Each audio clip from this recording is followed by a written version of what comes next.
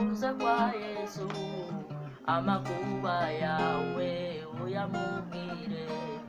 mubwire buhoro ibikuriza we kugira ubwoba kandi wirira mubwire buhoro ibikuriza we kugira ubwoba kandi wirira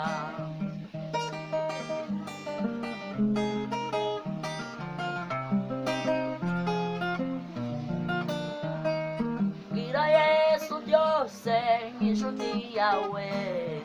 ibikubabaza n'ibigutera arakunda afasha abashavuye